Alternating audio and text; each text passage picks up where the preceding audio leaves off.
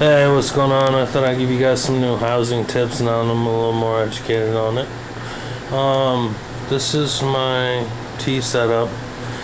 I have four right now. Well, I traded off a couple for another one, which I haven't received yet, but it'll be a little while. Some Mexican reddening.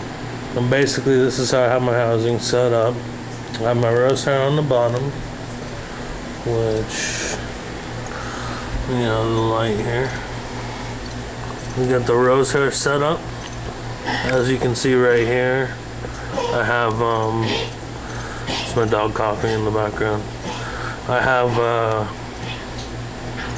a nice little, reclusive spot, like a, retreat for her right there, man. It's cork wood. There she is right there. And then right here I have a piece of cork wood right here that she can climb up onto and get a little grip if she needs to. Now I always put the water dishes in one of the corners, and you leave it in the same spot no matter what, even if you have to change out the terrarium for mites. You want to leave it in the same spot. This is my Choco. Oh, by the way, that was a 5.5 gallon.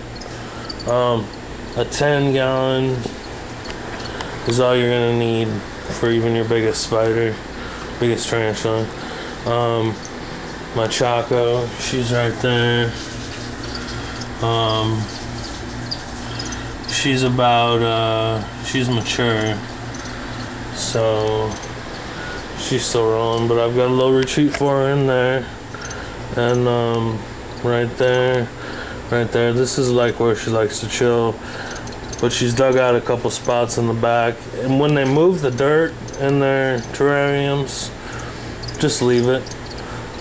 They're moving it there because they want it there for hunting purposes. Like right here, she has a little crevice, so that when she sits up here and the crickets go around the outside, and when they come up to here, they're looking straight forward and they can't see her, so when they come up, she just pops up and grabs it. I also have another piece of corkwood right here. Her water dish is in the back. I don't know if you can see it or not.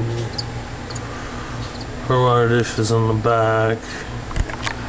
So let me try to get a little more light. And you always leave a rock, I'll show you.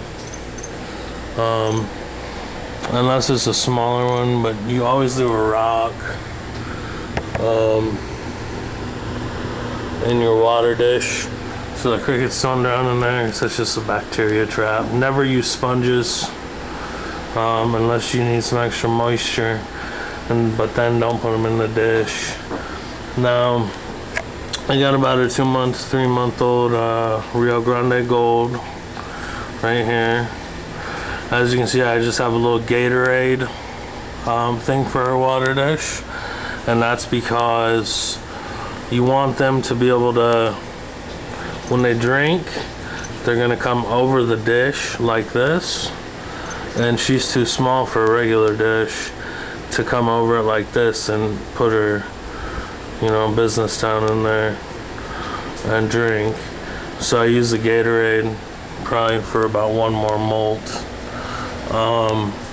Crickets glow in there because, well, I don't know. Over here's my Mexican fire leg. I'm actually gonna get her down. Show you real quick. She's got some advanced burrowing going on in here.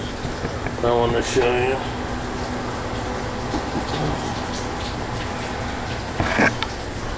Now, as soon as I moved her into this 5.5 gallon, which was her last molt, she's about half the size she's gonna be. She was constantly hiding underneath this piece of corkwood, and as you can see, there's a rock in the water that I mentioned earlier. But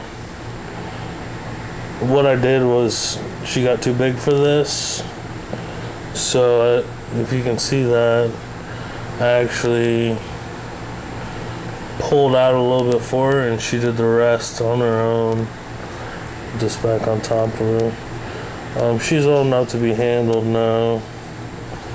I handle her every day. I like them to be ready to be handled. That way, when they need to be handled, they can be. I also have another retreat back here.